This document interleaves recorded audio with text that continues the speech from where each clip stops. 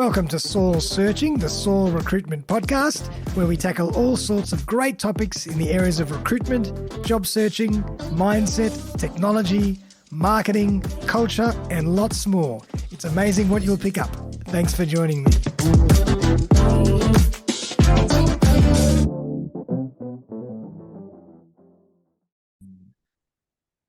Welcome back, everyone. It's Friday afternoon, just about, I think 3 minutes after 12 o'clock.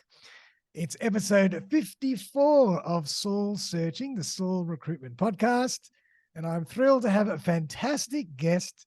Sabrina Houssami is in the house. How are you doing, Sabrina? Really well, Darren. How are you? I am very well. And thank you for joining me.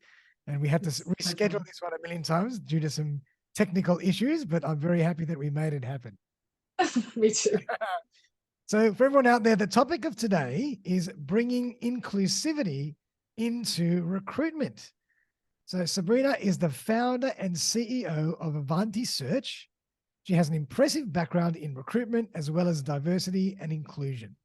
Having spent the majority of her career leading talent acquisition functions across the APAC region, Sabrina launched Avanti Search in 2022 to provide clients with what many agencies cannot: strategic advice built from the perspective of an internal recruitment function. Sabrina also approaches recruitment with an inclusive lens honed over years of D&I consulting work. Sabrina chairs the City of Sydney's Disability Inclusion Advisory Panel and consults on disability inclusion for the Australian Museum. She's a published author, member of Mensa, former Miss World Australia, and former contestant on reality TV show The Apprentice. She's passionate about creating ongoing equity for people in the workplace.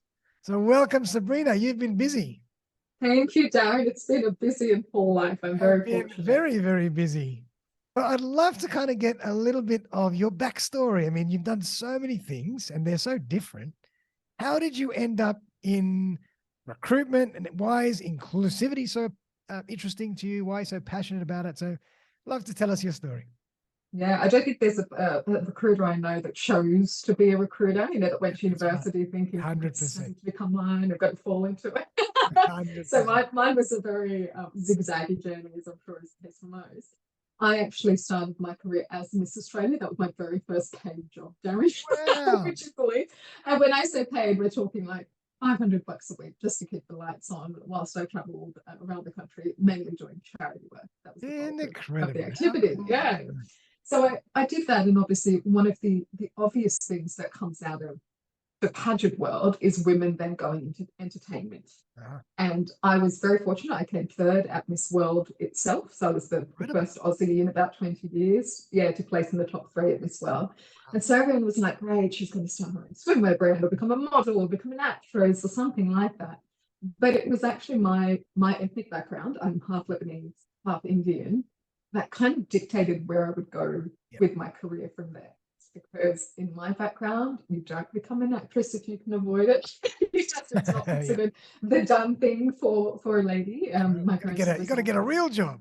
Yeah, you got to get a real job. Exactly, you're going to be a doctor or a lawyer, and very stock standard in that regard. Yeah. So I did end up going into the corporate world, but actually went into sales and sales leadership.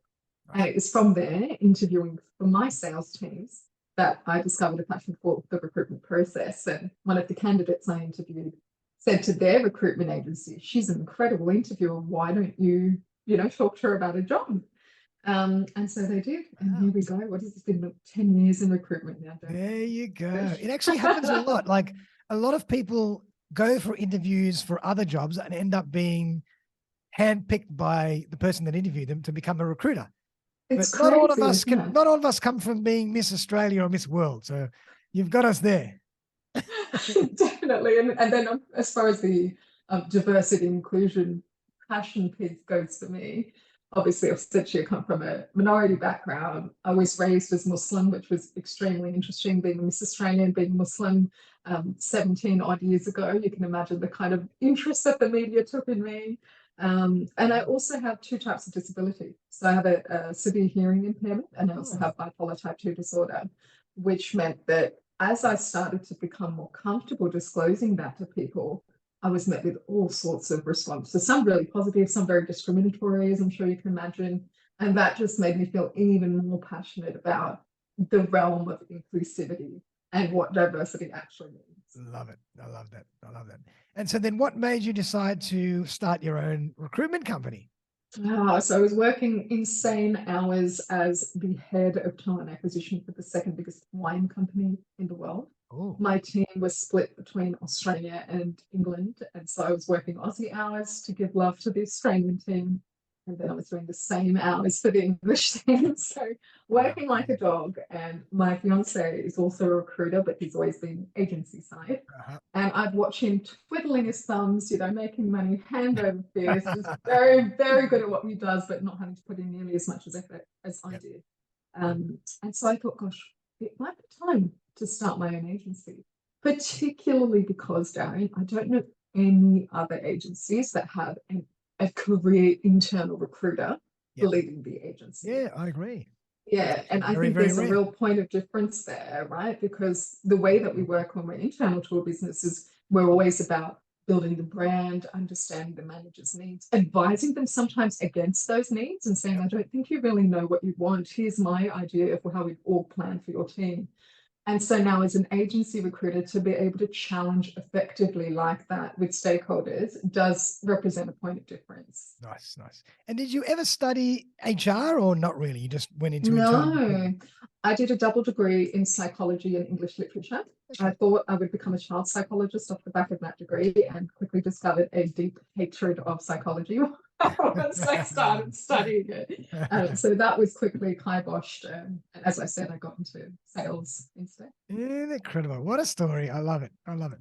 And I kind of want to dive a little bit further into this topic of inclusivity. So can you maybe expand on that for us? What do you mean when you say bringing inclusivity into recruitment? What does it mean to you? For me, it means making sure that everyone is given equal standing and fair entry into the process.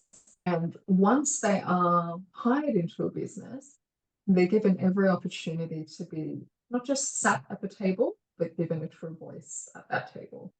So there's a famous quote that says, diversity is asking everyone to the party, but inclusivity is then inviting them to dance. Nice. I like that. And that's what inclusivity is. Okay. And not so just having loads of different people, it's catering for them. Absolutely. And where did you see the lack of this most? What prompted this passion? Put it this way, Dan, when I was Miss Australia, just the fact that I was brought up Muslim meant that the media would overlook. I raised $5 million for charity. I sat the Mensa test, became a member of Mensa just to get them something else to talk about. Yeah. But all they could focus on was Muslim Miss Australia. Like, how can this be?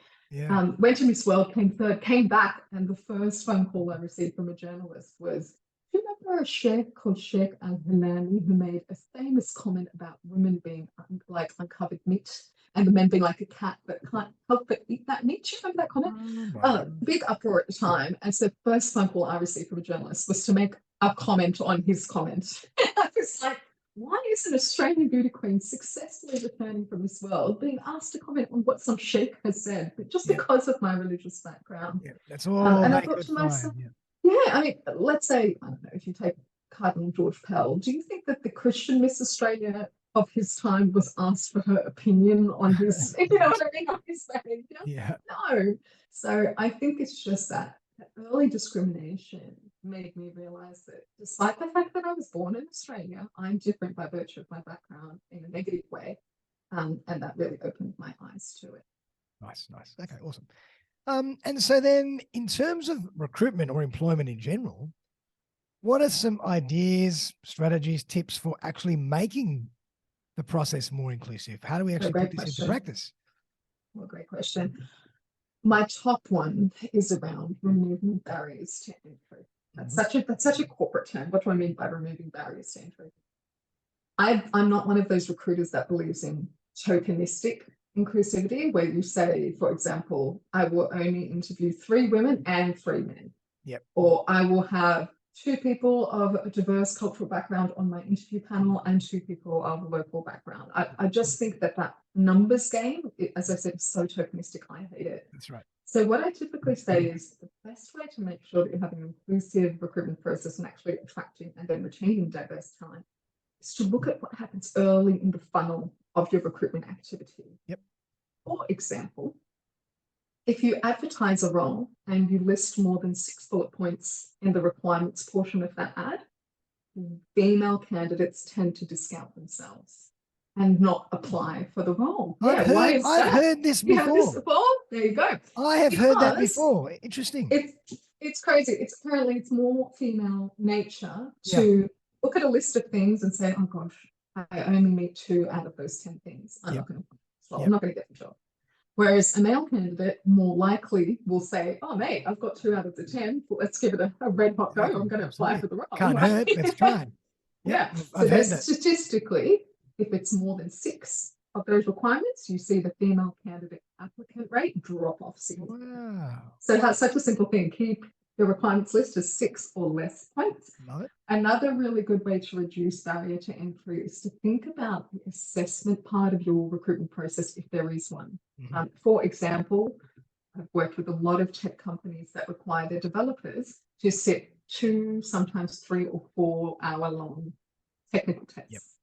And then they complain that there aren't enough females in tech and they really want to see more female candidates, and where are they all and why don't they get hired? A lot of young mums who are stuck at home with the childcaring duties and literally not afford to perform the way someone who isn't can, when they're sitting a 4 hours straight test at home. You know what I mean? It's just not possible. Right. They just either they refuse to do it or they do it poorly. Yep. And it becomes an automatic barrier to entry. Yep. So hopefully that's how you can help tailored enough to the different. Yeah. So tailor your ads so that they're more appealing. Look at those assessment processes that might be a barricade without you realizing it to certain types of individual. Those are 2 really easy tips. Right. Yep. And then what about once that initial stage has already passed and people are starting to interview, what are some strategies for that side of the process? So one of the things that we talk about time and time again when it comes to gender equality is pay disparity. And I think one of the best things that interviewers can do is to remove their bargaining mindset and put in their, I'm going to be fair to you and your career mindset. Gotcha. What do I mean by that? Oftentimes, as you probably know, women are paid less than men. And they'll be interviewed for a role and say, look, I'm on 90K and, I'm not expecting much more than that for this next role. And the interviewer, who might have a role that pays 110,000, will go, 90,000, that's a bargain. I'm going to snuff that candidate out, that mark. And they perpetuate this low paid cycle for that candidate. So the advice is, no, put your I'm a good person and I've got to change the cycle hat on and say, I appreciate that you may have been paid this before and you're willing to accept that kind of mark again. But for the work you'd be doing this role, we could actually pay 100, perhaps even 110 for your skill set. And that's what I'd recommend we pay you.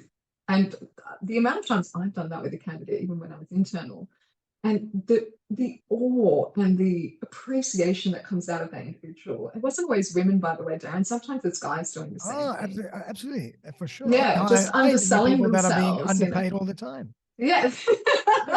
Yeah. And just the gratefulness and that light bulb moment where they're like, that's not true. Why am I sitting here saying that I'm willing to take less when I know that the job pays this much? So yes, just be the bigger person, change that cycle. You have the power to do so. So use that power wisely. Love that. Beautiful. And in terms of the actual mix or blend of a team, do you have any stats or do you have any insights into what makes a good team in terms of the percentage of women versus men and all that kind of thing? No, God, as I said, the numbers game, I hate it so much. But what I will say is there's a really useful exercise that you can do with some of your leadership team. And that is, it's called the circle of 6. So you basically say, I want you to think of the 6 people in your personal life who are the closest to you. Nice. Who are not family members. So anyone who's close to you that's not actually blood family.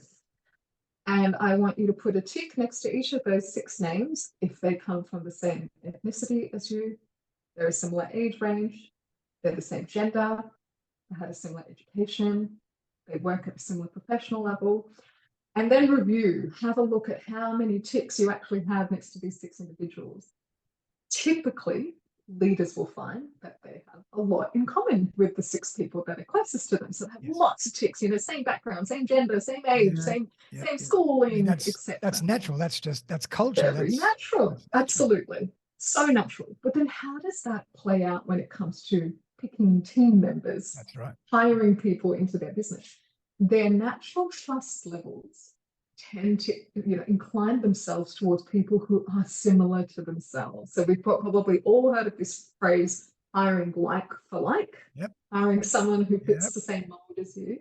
And what that tends to do then is have very samey teams, which statistically are far lower in their productivity and business outcomes. So I don't have numbers for you, Darren, but I do recall that of all of the Fortune 500 companies in the world that have more of a balance in their leadership team of both ethnic and gender diversity, something like 70% of the top 100 that are doing the best have the diversity, whereas the others are doing more poorly. Love it. Well, I mean, hopefully that gives the audience a little bit more insight into some food for thought in how they recruit, in how they build their teams. I love some of those insights that you shared with us. And I think it's very important that, inclusivity is top of mind when people are building teams these days, and it's going to continue to be the same way. But I kind of want to move the conversation a little into the recruitment world. Obviously, you started Avanti Search in 2022. I'd love for you to tell us a bit more about what you do and what do you think makes a good recruitment company, or what makes Avanti different from everyone else? I recruit all role types from front office through to C-suite. So we do a lot of executive search for everything under that banner as well for white collar businesses. That's my specialty. Nice. So it's industry agnostic. It could be a tech company, it could be a finance company. I do a lot of not-for-profit as well. And they might say to me, Sabrina, I need my finance manager as well as my head of sales and also my accounts receivable person, and I'll hire all 3 for them. The beauty of that is that you tend to get to know a business really well if you have to recruit for several different teams within that business. And so again, you start to operate like you're part of their internal recruitment team, because you have to know how sales operates, what finance does, why the GM is wanting to do what they're doing, what's the business's vision, and you become a true partner to them in doing so.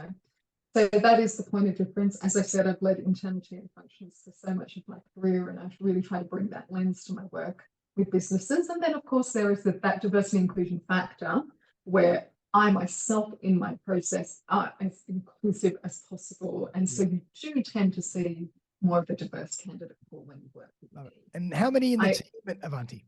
It is myself and my very recently joined fiance, James. James has been a recruiter. As I said, he was my inspiration to start the agency.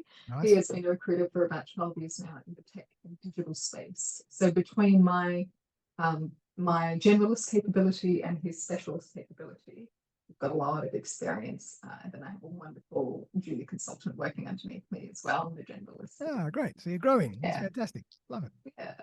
And it's only been year and a half, probably. Year and a half, yeah. Wow. How did you find the last few years in terms of the pandemic?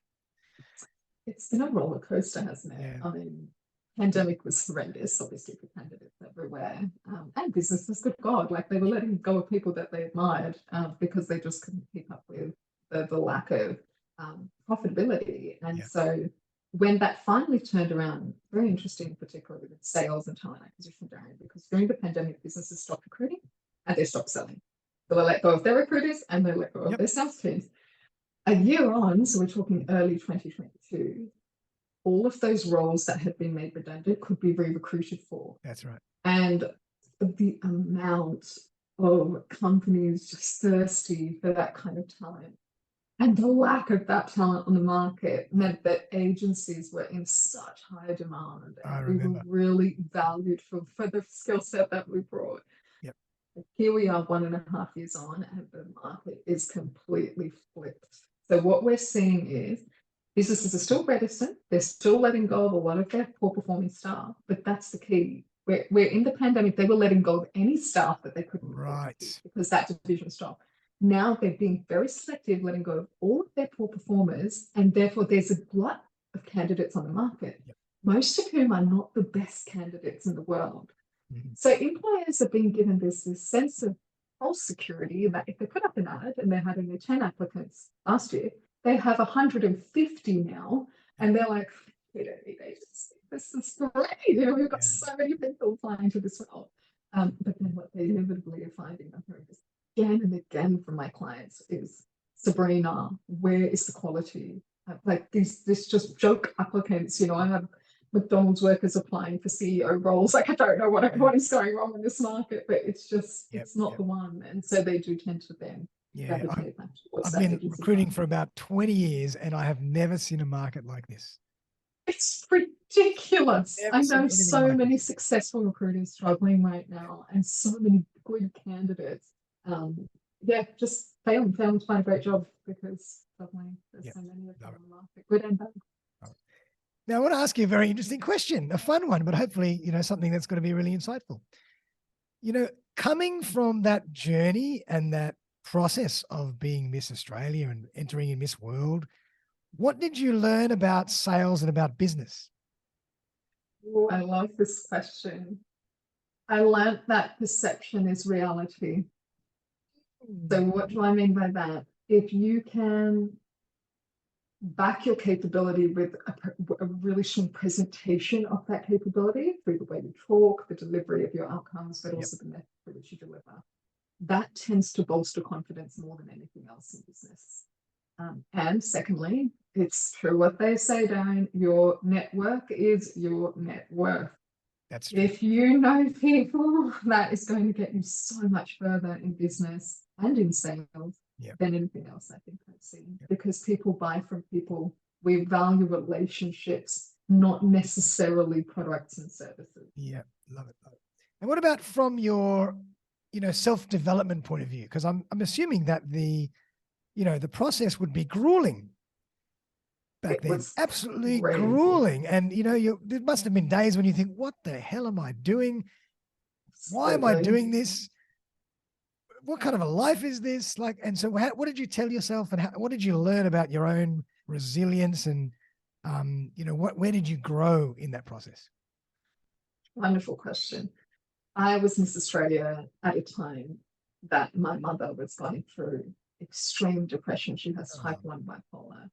And for a good 10-year period, she was suicidal. She was in and out of hospital. She was even institutionalized at one point. Wow. Yes, and I went through the pageant at the same time as this bad bout of depression.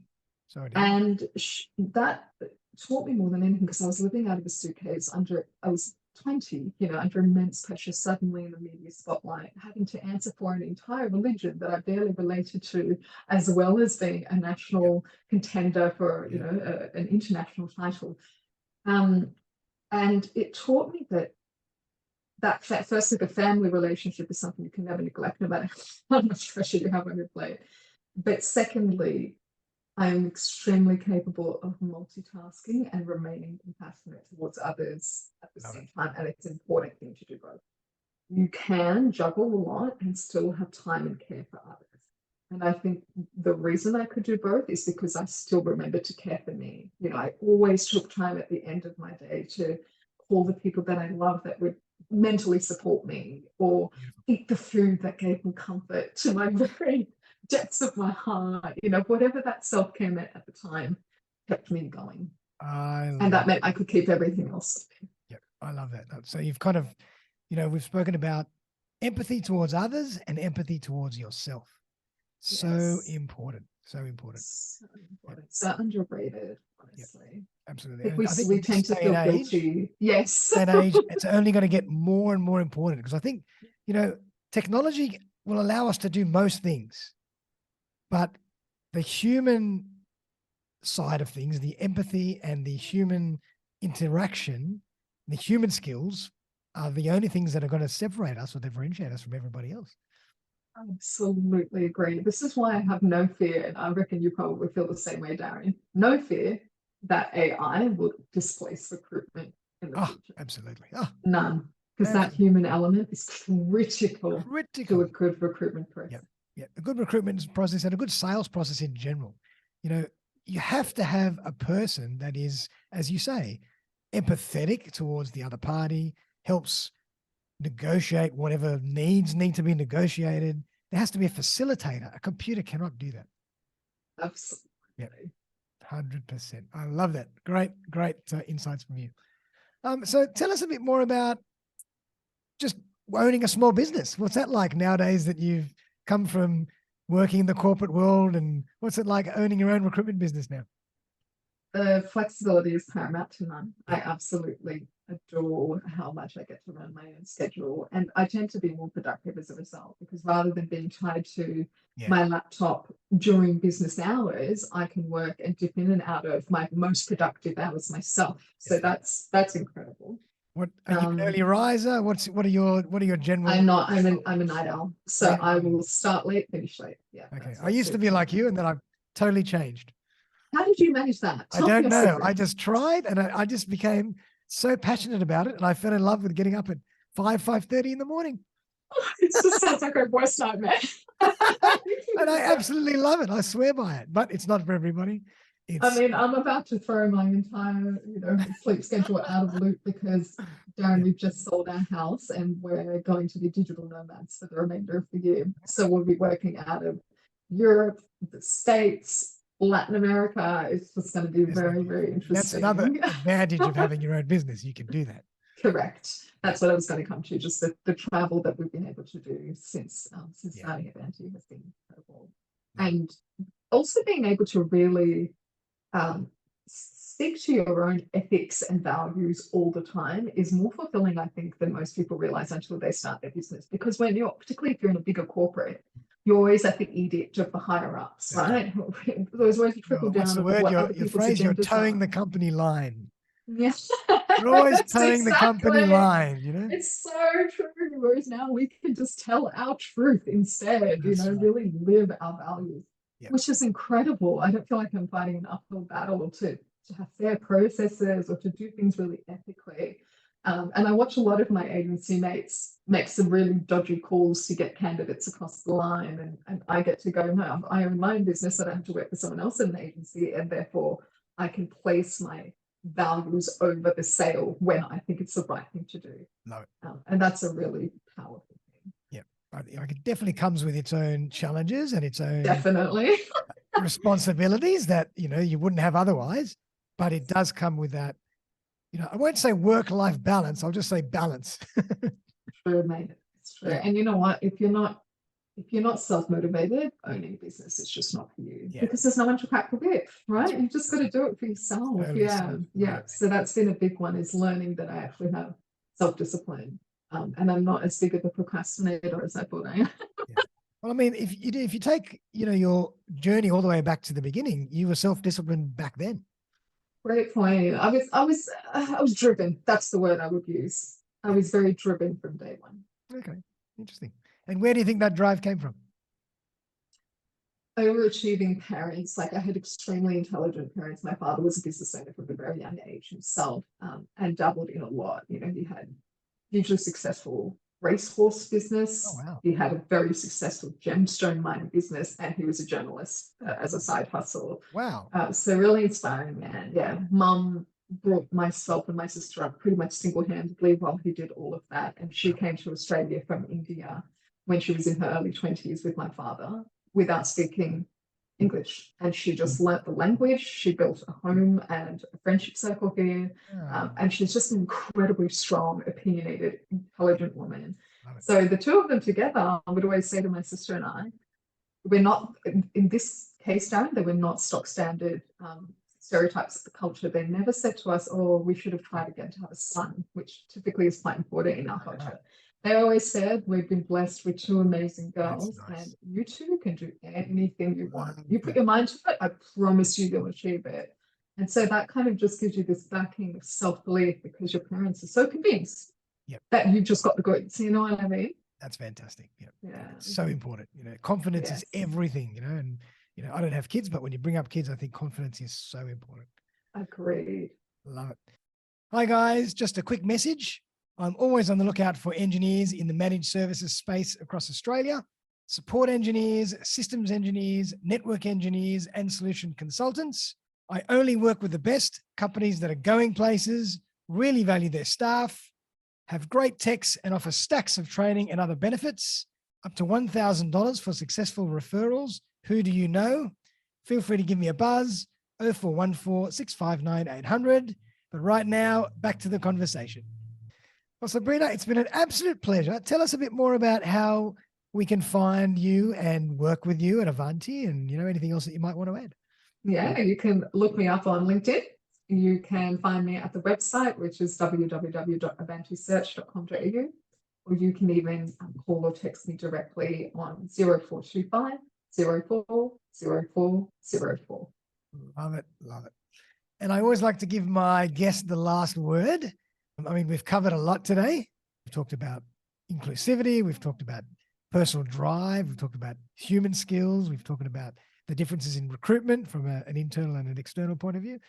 What would you like to leave the audience with? Any last words or any last insights or tips?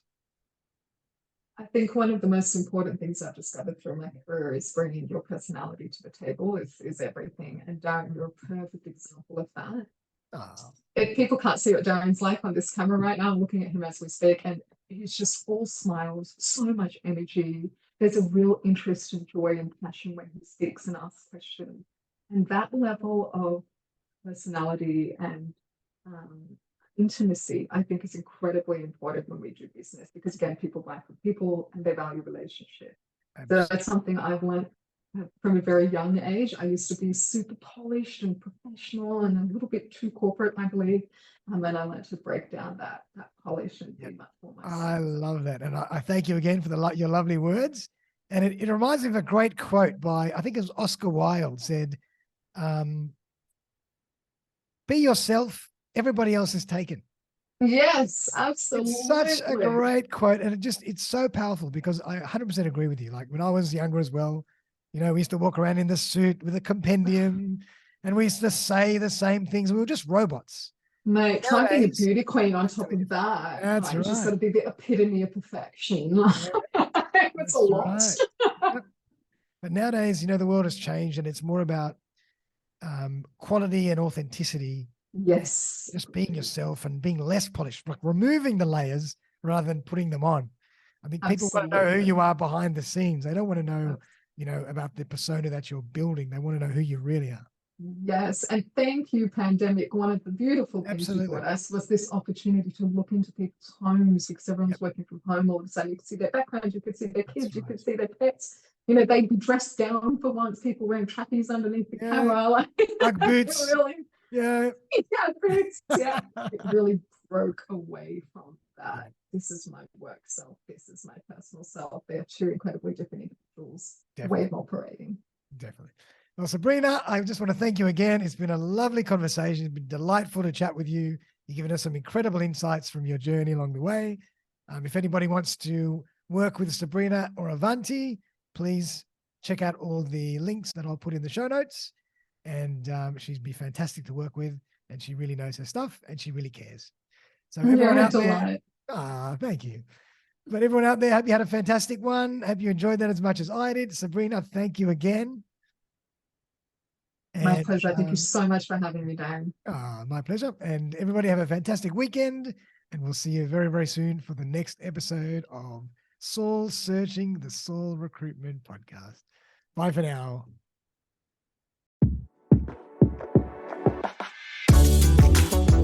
Thanks again for joining me for another episode of Soul Searching, the Soul Recruitment Podcast. If you'd like to join me as a guest on the show, I would be delighted to collaborate.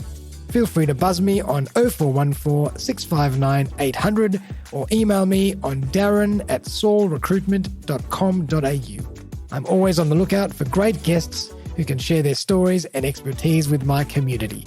But for now, though, have a fantastic day, and I'll see you next time.